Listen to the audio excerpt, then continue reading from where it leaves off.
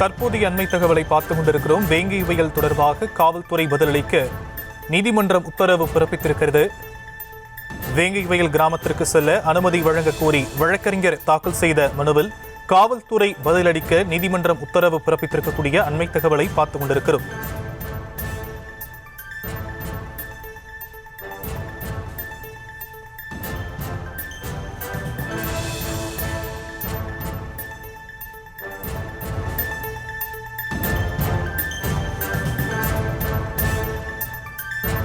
வேங்கை வயல் விவகாரம் தொடர்பாக காவல்துறை பதிலளிக்க உயர் நீதிமன்றம் உத்தரவு பிறப்பித்திருக்கக்கூடிய அண்மை தகவலை பார்த்துக் கொண்டிருக்கிறோம். கிராமத்திற்கு செல்ல அனுமதி வழங்க கோரி வழக்கறிஞர் தாக்கல் செய்த மனுவில் இந்த உத்தரவு பிறப்பிக்கப்பட்டிருக்கக்கூடிய நிலையில் விவரங்களை எம்முடைய செய்தியாளர் நாகேந்திரன் வழங்க நாம் கேட்கலாம். நாகேந்திரன், விரிவான விவரங்கள். வணக்கம் சியாம். புதுக்கோட்டையைச் சேர்ந்த மலர் மன்னன் உயர்நீதிமன்ற மதுரை அமர்வில் தாக்கல் செய்த மனுவில் 2022ஆம் ஆண்டு வேங்கை வயல் கிராமத்தில் மேல்நிலை நீர்த்தேக்க தொட்டியில் குடிநீரில் மனித கழிவு கலந்தது தொடர்பான அந்த தகவல்கள் வெளியானது. இது குறித்து வெள்ளனூர் காவல் நிலையத்தில் வழக்கு பதிவு செய்யப்பட்டு தற்போது சிபிசிஐடி போலீசார் விசாரணை செய்து குற்றப்பத்திரிகை தாக்கல் செய்துள்ளனர். இந்த வழக்கில் பாதிக்கப்பட்ட பட்டியலின மக்கள் வகுப்பைச் சேர்ந்தவர்களையே 3 நபர்களை குற்றவாளிகளாக போலீசார் பொய்யாக சித்தரித்து வழக்கில் சேர்த்து குற்றப்பத்திரிகை தாக்கல் செய்துள்ளனர்.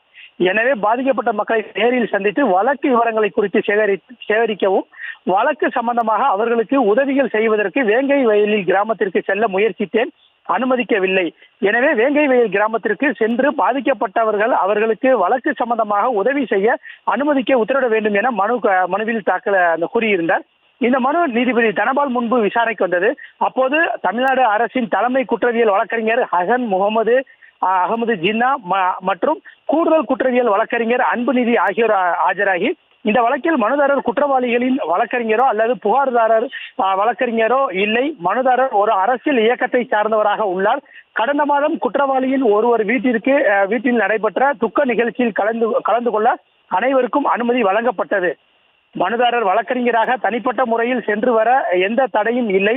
ஆனால் அரசியல் சார்புடைய நபர் அதிகபட்சமான நபராக செல்ல அனுமதிக்க முடியாது.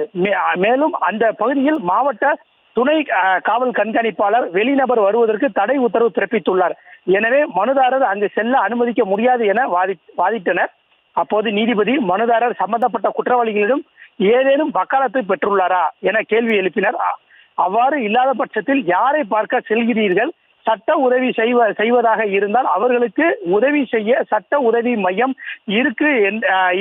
இருப்பதாகவும் கூறிய நீதிபதி இதில் எதுவும் இல்லாத பட்சத்தில் தங்களை எவ்வாறு அனுமதிக்க முடியும் என நீதிபதி மேலும் இது தொடர்பாக 3 வழக்குகள் நிலுவையில் உள்ளதால் காவல்துறை தரப்பில் பதில் அளிக்க உத்தரவிட்டு வழக்கு விசாரணையை ஒத்திவைத்து உத்தரவிட்டுள்ளனர். விரிவான விவரங்களுக்கு நன்றி நாகேந்திரன்.